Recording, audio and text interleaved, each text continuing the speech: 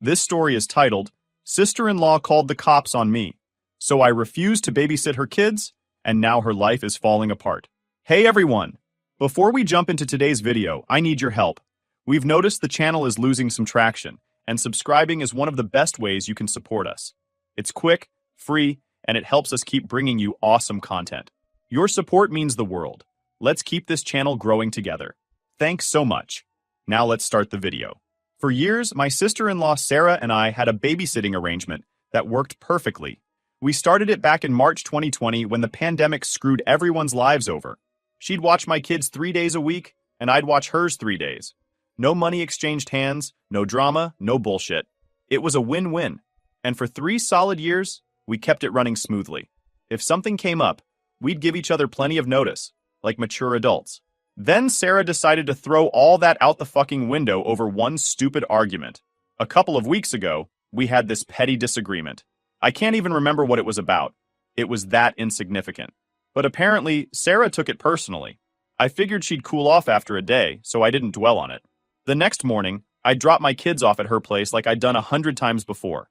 I didn't even go inside. That wasn't unusual for us. If one of us was in a rush or just not feeling social, we'd stay in the car, let the kids go inside, and drive off once the door opened. I didn't think twice about it. I waved at her door when I saw it open, and then I headed to work. My commute is about 40 minutes, so I just zoned out to music, totally unaware that shit was about to hit the fan.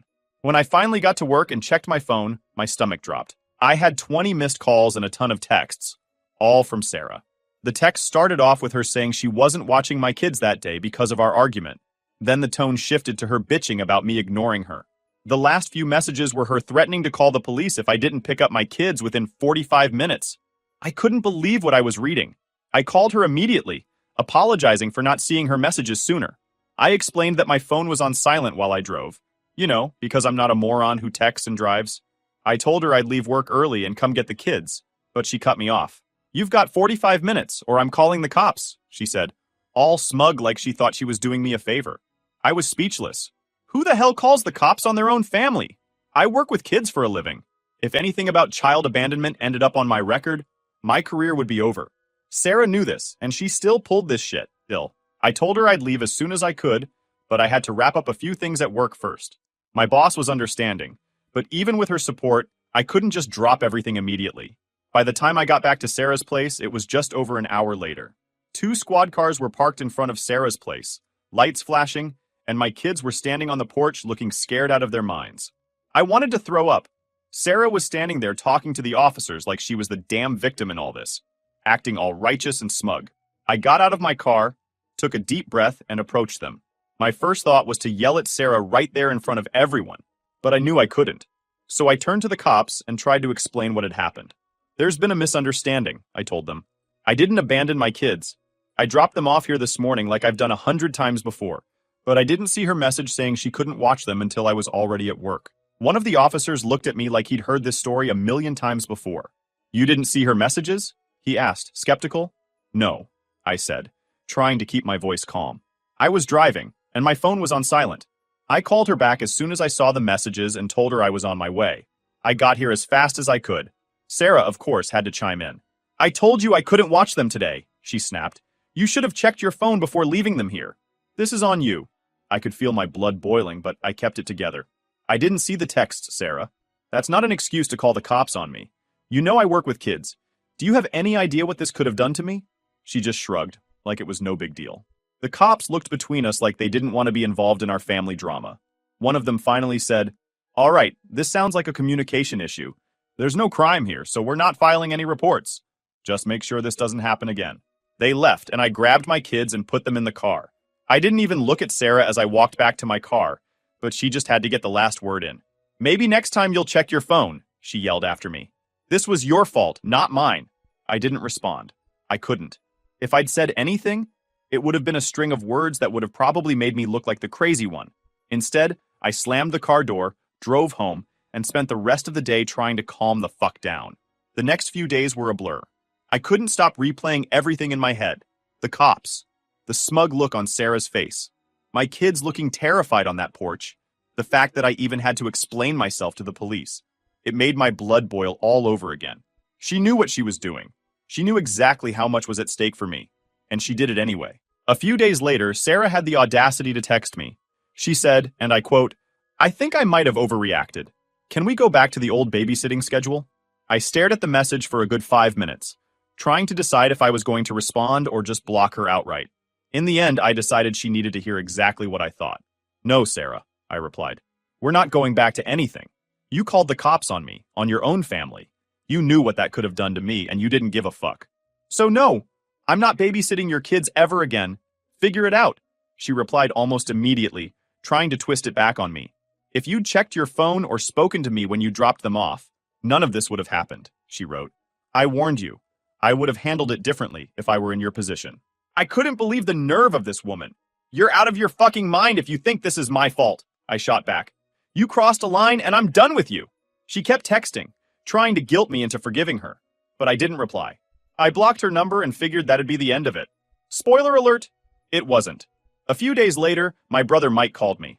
Now, Mike's usually a chill guy, but when it comes to Sarah, he's whipped as hell. He started off by saying he just wanted to talk, but it quickly turned into him yelling at me. "Why can't you just let this go?" he said. Sarah apologized. She knows she went too far. We're family. You're really going to let one mistake ruin everything? One mistake? I snapped. "Mike, she called the fucking cops on me. Do you understand what could have happened if the cops hadn't believed me? My career would have been over. She knew that and didn't give a shit." "She was pissed," he said. Like that made it okay. "You're really going to hold a grudge over this? You're screwing us over, man. Sarah had to quit her job because we can't afford childcare now. Do you even care what this is doing to us?" "Not my problem," I told him. "You guys made your bed. Now lie in it." Mike went off, calling me selfish, saying I was tearing the family apart. I told him to fuck off and hung up on him. Then my mom called, and I knew I was in for another round of guilt tripping. Sure enough, she started with, "You're being unreasonable. Sarah apologized. Why can't you just forgive her?" "Because this isn't about an apology, Mom," I said. "She didn't just screw me over. She put my entire career at risk. And now you're trying to make me feel bad because she's dealing with the consequences of her actions? Number, I'm done." Of course she didn't get it. She said I was being childish and needed to think about how this was affecting the family. I told her I was thinking about the family. My own family. My kids. Myself. Not Sarah and Mike. And with that, I ended the call. Sarah calling the cops on me was bad enough, but the fallout from that decision was about to ripple through the entire family in ways none of us saw coming. I thought things couldn't get any worse after Sarah called the cops on me, and Mike blew up my phone with his guilt-tripping bullshit, but apparently, I underestimated just how selfish and entitled these two could be. The real kicker came when my mom started paying the price, literally and figuratively, for their irresponsibility. After Sarah quit her job, she dumped her kids on my mom, who apparently decided it was her job to fix the mess. At first, I didn't care. My mom had been defending Sarah, saying I was overreacting, so I figured she'd learn her lesson once Sarah pulled her usual crap on her. It didn't take long for the cracks to show. My mom started looking more and more exhausted every time I saw her. She complained about being tired but wouldn't directly say she was overwhelmed. I knew she was trying to hold it together, but it was obvious that babysitting Sarah's kids 3 days a week was draining her. Then one day, I got a call at work. It was my mom, and she sounded like shit. She was out of breath, saying she didn't feel well. My stomach sank immediately. I told her to stay put and rushed over to her place. When I got there, she looked pale and weak, sitting on the couch like she could barely hold herself up. I asked her what was wrong, and she said her chest felt tight and she had a headache that wouldn't go away. I wasn't about to take any chances, so I took her to the doctor. Turns out her blood pressure was sky high, dangerously high. The doctor said she needed to rest and avoid stress. Of course, I knew exactly what was causing her stress: Sarah and her kids. But even after hearing this, my mom refused to blame Sarah outright. "They're my grandkids," she said when I brought it up. "I can't just stop helping." "Mom," I said, trying to keep my voice calm. "Helping is one thing. Letting them walk all over you is another. You're not responsible for their kids. That's Sarah and Mike's job." She sighed but didn't say anything. I could tell she wasn't ready to stand up to them yet, but I sure as hell was. The next time Sarah came by to drop off her kids, I happened to be at my mom's place. I wasn't planning on being there, but I'd swung by to check on her, and Sarah showed up, all smiles, acting like she wasn't dumping her problems on a sick woman. "Hi, Mom," she chirped, ushering her kids inside. "I'll be back around 6. I stepped in before my mom could say anything. "Actually, no, you won't," I said, crossing my arms. Sarah froze and looked at me like I'd just slapped her. What do you mean? She asked, her tone immediately defensive. I mean, you're not leaving your kids here anymore, I said. Mom just got out of the fucking doctor's office because of her blood pressure, and the last thing she needs is to babysit your kids while you sit on your ass all day. Sarah's face turned red. I'm not sitting on my ass, she snapped. I'm handling things at home while Mike works. Do you know how hard it is to manage everything? Yeah, I do, I shot back. And guess what? It's your responsibility, not Mom's. Not mine, yours. Figure it the fuck out. My mom tried to intervene, of course. Ashley, that's enough. We can talk about this later. No, Mom, we can't, I said, turning to her. You've been bending over backward for them. And look where it's gotten you, at the doctor's office. It's time to stop. Sarah, meanwhile, was fuming. You don't get to decide that, she hissed. This is between me and Mom. Like hell it is, I said. You're putting her health at risk because you and Mike can't get your shit together. I'm not letting this continue. She stormed out with her kids, muttering under her breath about how I was ruining everything. I didn't care. If she thought she could guilt me into backing down, she was dead wrong. For a while, I thought maybe that confrontation would be the wake-up call Sarah needed. But nope. The very next week, she dropped her kids off at my mom's house again, as if nothing had happened. My mom called me later that day, apologizing for not standing up to Sarah. I just don't know how to say no to her, she admitted. She always makes me feel guilty. Mom, I said, trying not to lose my temper. You have to stop letting her manipulate you. She's not going to stop until you put your foot down. I know, she said quietly. But what about the kids? They didn't ask for any of this. And they're not your responsibility, I reminded her. You can love them without letting their mom walk all over you. The breaking point came a week later, when my mom ended up back in the hospital. Her blood pressure had spiked again, and this time, the doctor warned her that she needed to make serious changes or risk a stroke. Seeing her like that, hooked up to monitors, looking so fragile, broke something in me. When Mike showed up to pick up Sarah's kids, I couldn't hold back anymore. I confronted him right there in the hospital. You and Sarah are killing Mom, I told him bluntly. If you leave your kids with her again, I swear to God, I'll call the cops myself. Don't be ridiculous, he said, rolling his eyes. She loves watching them. She wants to help. Bullshit, I snapped. She's too nice to say no, and you're taking advantage of that. You're putting her health at risk because you and Sarah can't figure out how to parent your own damn kids. Mike didn't like that one bit. He started yelling about how I was being dramatic and making things harder for everyone. I told him I didn't give a fuck. If they couldn't handle their shit, that was on them. Not me, and definitely not my mom. Later that night, I sat down with my mom and told her she had to stop babysitting.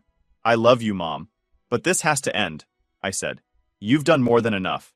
It's time to put yourself first. She cried. Of course. She hated feeling like she was letting anyone down, even people who didn't deserve her kindness. But I think the second hospital visit finally drove the point home.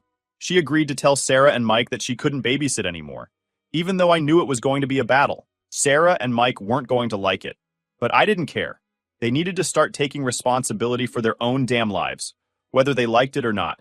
You'd think Sarah and Mike would get the hint after my mom's trip to the hospital, but nope. These two just kept doubling down on their entitlement. When my mom finally told them she couldn't babysit anymore, they acted like she'd just betrayed them. Sarah had a meltdown, crying about how hard it was for her to manage everything and saying my mom promised to help. Mike, as usual, took the passive-aggressive route. He called me up, furious, trying to pin the whole thing on me like it was my fault for turning Mom against them. You happy now? He snarled. Mom won't help anymore because you had to get involved. Yeah, I am happy, I snapped back. Because now she won't end up in the hospital again thanks to you and your wife's bullshit. She wants to help, he shouted. You're making it harder for everyone. No, Mike, you're making it harder for everyone, I said. You and Sarah are lazy as hell and think everyone else should pick up the slack.